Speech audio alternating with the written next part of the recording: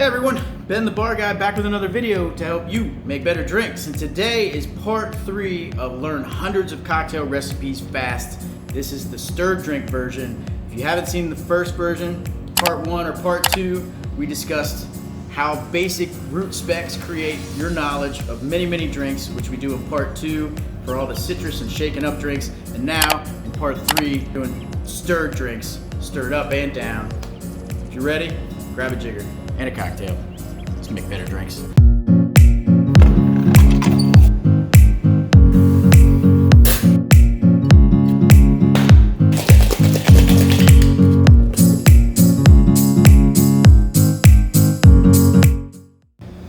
Alright guys, Ben the Bar Guy here, and this is part 3 of Learn Hundreds of Cocktail Recipes Fast. And we are talking about stirred drinks today, because if you knew a couple base recipes for the Martini, Manhattan, Negroni, and Old Fashioned, you know more drinks than you think. So we're going to start with the Martini just like we did in part 1, which if you remember is 2 parts gin to 1 part vermouth, a touch of orange bitters, and either olives or a lemon twist. That classic recipe can be changed many ways.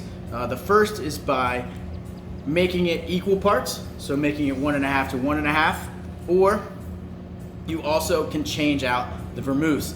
A gin and it, as we went over in part 1, is sweet vermouth in a martini, but you could also use Blanc vermouth or Chambry vermouth, which comes from France. Not as dry as the original cocktail, the martini would have been.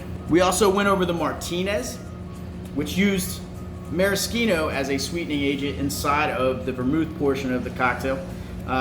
And that's right here, except we also could sweeten with other things like Benedictine, for instance. So the Poet's Dream right here is dry vermouth and Benedictine and gin with a lemon twist and orange bitters. We also could get into the Tuxedo, which is dry vermouth, maraschino, 2 ounces gin with an absinthe rinse. All those are excellent variations on the Martini. Another variation you may have heard of is the Vesper Martini, famously ordered by James Bond at the poker table in Casino Royale, which originally was one of the very first Bond movies where he was moving away from drinking gin towards drinking vodka martinis. And what he asked for is 1.5 ounces of gin, 1 ounce of vodka. He orders Quina Lillet at a 1/2 ounce and a lemon twist. Now the Quina Lillet would have been a product made by the Lillet company up until the 90s, but then it got canceled. They don't make it anymore as far as I know. And so our answer to that is Cocchi Americano, an Italian version that may add just enough bitterness that you actually get something similar. The Quina refers to essentially a bitter component that comes from cinchona bark that makes also tonic bitter. So that Quina kind of refers to a bitterness that if you've heard of Lillet Blanc today, just it doesn't have. You don't have the bitterness in Blanc as you kind of need for this cocktail. So Cocchi Americano is our answer to that in that recipe. The Manhattan. We talked about the Manhattan, and you'll see the similarity between the Manhattan and the Martini. 2 ounces of booze, 1 ounce vermouth, Angostura bitters instead of orange. You could also orange twist the Manhattan. It would be perfectly delicious. But we have a number of variations on this cocktail that you may enjoy. So one variation would be the Remember the Maine. The Remember the Maine uses a product called Cherry Herring, a cherry brandy liqueur that is a touch sweet, and we work that into the sweet vermouth portion of a Manhattan. And we still use rye. Got your dash of absinthe as well in this drink, and you have a Remember the Maine. A Rob Roy is a classic variation of a Manhattan. It's just a Scotch Manhattan. So just make 2 ounces of Scotch instead of your rye, and you have the Rob Roy. Another interesting drink is the Vouqueret, which is a cognac rye split of the booze portion of a Manhattan.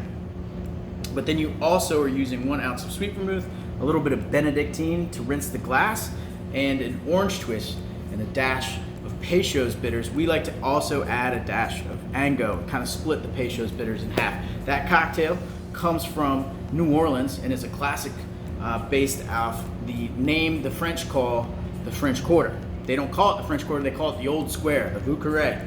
So Vouqueret means old square, and you're looking at essentially a very New Orleans style Manhattan. You could also do a Waldorf. A Waldorf's a great drink. Instead of using rye, we're going to use bourbon, and then we again rinse with absinthe, and it's a great touch on a Manhattan. If you want something classic and old, you have the Hanky Panky, which is an interesting version of a Manhattan. In this case, it could also be considered a Martini. It's basically right in between. The Hanky Panky was a cocktail, probably the most famous cocktail of Ada Coleman, who was the boss of Harry Craddock, who we talked about a number of times in our videos. She was the first woman head bartender that we know of at a major bar, and she was a huge influence on Harry Craddock. She came up with the Hanky Panky. It is 1.5 sweet vermouth, 1.5 gin, and a Fernet rinse with a lemon twist. And you have the Hanky Panky. A Harvard is a cognac Manhattan. We'll throw that in there if you want to throw cognac into the mix. But if you like cognac in your Manhattan, you may also like the Japanese cocktail, which has a touch of orgeat, or an almond liqueur. This is our almond liqueur, Gifford's. But a touch of that and cognac, a little bit of bitters. Stir it up. You're going to want to use a little more cognac in this one though, so it's a little bit boozier of a drink because you can't sweeten with orgeat too much. So a balanced one is going to only have about a ½ ounce of orgeat.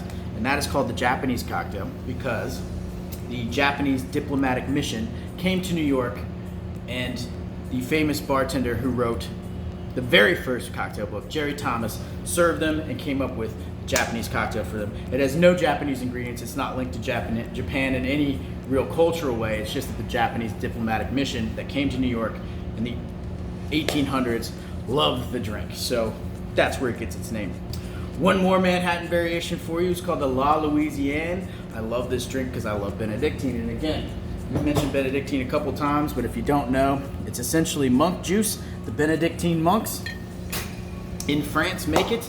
The recipe is secret. It is akin in that way to our other great monk juice liqueurs and liquors, chartreuse, if you know yellow and green chartreuse. But Benedictine and dark spirits go really well together. And the La Louisiane is 3/4 sweet vermouth, 1/4 Benny, 2-ounce rye Peychaud's, and an absinthe rinse with a cherry. We're gonna go to the third cocktail in that stirred category from part 1, and that's the Negroni.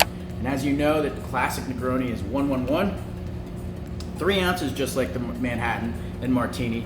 But in this case, we're using something called Campari, which is very bitter and bright red. So these cocktails are beautiful, but also very bitter and powerful. I always say that the worst Negroni you'll ever have is your first Negroni, because they become very addictive and you only enjoy them more and more and more over time. So what can we make besides the Negroni in that category? And these are always stirred down. We can also make a Boulevardier and an Old Pal. Now the Old Pal can be made with dry vermouth or sweet vermouth. Classically, the original version would have been made one of the either way. We're not quite sure. It was in 2 books by the same guy. Harry McElhone wrote the version with dry vermouth in one book, and in the next book he wrote it with sweet. My Old Pal would be, my is not dry vermouth version, and the Old Pal would be sweet vermouth version. And again, 1-1-1 with rye instead of the gin. Let's talk about the Boulevardier. The Boulevardier is another version, except remember the bourbon gets a little bit sweeter in the drink, so we want to, in order to make it balanced, we use 1.5 bourbon, 3/4 Campari, and 3/4 sweet vermouth, and we call that a Boulevardier spec when we're talking about base specs. So that could be considered the other Negroni base spec if you like. I find that cognac, when you substitute in cognac for the bourbon there, they fit pretty well because cognac and bourbon tend to have a sweetness for a stir drink that rye doesn't, or gin doesn't. So then we have some great variations on the Negroni. We have the Ritz Negroni, which is just a Negroni with an absinthe rinse. We also have the Negroni Sbagliato, which means oops in Italian. Essentially, it's a sparkling wine instead of gin version of the Negroni. But if you kept the gin in and added the sparkling wine, you would have a Famiglia Royale. We also like to add the absinthe rinse to the Famiglia Royale, and we happen to call that here at Reliable the Cadillac Negroni. But again, we were just playing substitution games. You can see how easy this is. And finally, we'll finish with some old fashions for you. If you like a little boozier, booze-focused drink, the old fashion's where you want to head because it's almost all booze and just touches of sweetening agents, whether they be liqueurs or syrups. I'll give you a few examples of all of those. So the old fashioned, 2 ounces of booze here, just a little scant 1/4 ounce. We like this jigger using just underneath that line. For simple syrup for our old fashioned, you could also use sugar cubes, but you add some bitters to that, stir it over a big rock, you have an old fashioned. Well, very quickly we can start to change out honey for simple syrup, and there's a couple great drinks that do that. The first is the Beekeeper. I love this drink. Essentially, it's an absinthe rinse in a drink, maybe a little extra absinthe than you may use on rinses in the Manhattans or gin versions of drinks. I use a touch more absinthe in this with honey, also 2 ounces of bourbon, and a dash of Ango, and an orange twist, and you have your Beekeeper. You have a Chet Baker, which is Angostura and sweet vermouth. I recommend using Cochi Torino or Italian sweet vermouth with a little more oomph to it. It's great in this drink.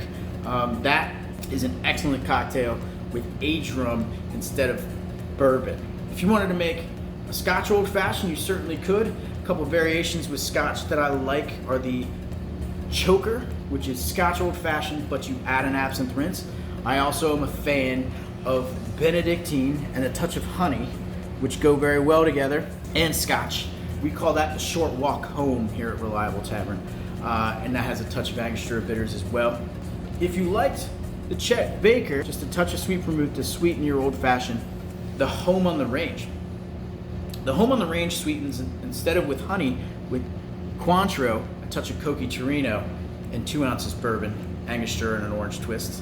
Another interesting drink uses Fernet Branca, which we talked about earlier. It's called the King Cole. It's a bourbon old fashioned with this a little bit less simple syrup than you normally would, and a touch of Fernet in the glass, bitters as well, orange twist. It's a delicious drink. A classic that gets a lot of love from bartenders is the Monte Carlo. That is a 1.5 rye old fashioned, 1/2 ounce Benedictine, lemon twist, Angostura bitters. I highly recommend it. It is delicious. We should talk about a mezcal old fashioned variation that I like, because you can use white spirits in old fashions.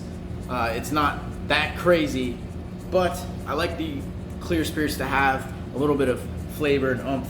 So in this case, we're using mezcal. We're also sweetening with a little bit of honey and something called falernum, which you can get. John D. Taylor's is probably the most common, but Velvet Falernum is a rum-based, fairly sweet, almost syrupy, but slightly alcoholic sweetening agent liqueur for old fashions. In this case, we would use a touch of that, a little bit of honey, a touch more orange bitters than usual, and mezcal with a grapefruit or lemon twist, and you have a mezcal old fashioned that is to die for if you like clear spirits in your old fashions.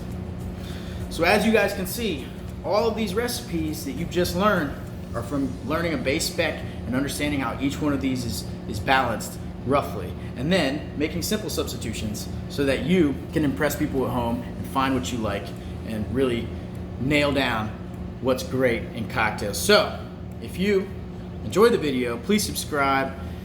Enjoy some of the other videos. Part 1 and 2 will be tagged in this video multiple times and down in the description. I hope you guys enjoyed this. And like always, guys, to better drinks. It's a good looking cocktail, isn't it? I love drinks. Cheers. See you guys soon. Hey everyone, thanks for watching the video, and as always, gotta give some props and love to Reliable Tavern, my employer for the last 4 years where I've been running the bar. And these guys are what make these videos possible. And if you like these videos, you want them to keep on rolling, I appreciate the support. You can hit me with a like, subscribe button over here, or some video recommendations over here, all of which will keep these coming. I appreciate you guys. And like always, to better drinks, Nux, beer mug, daiquiri. Love you, mean it.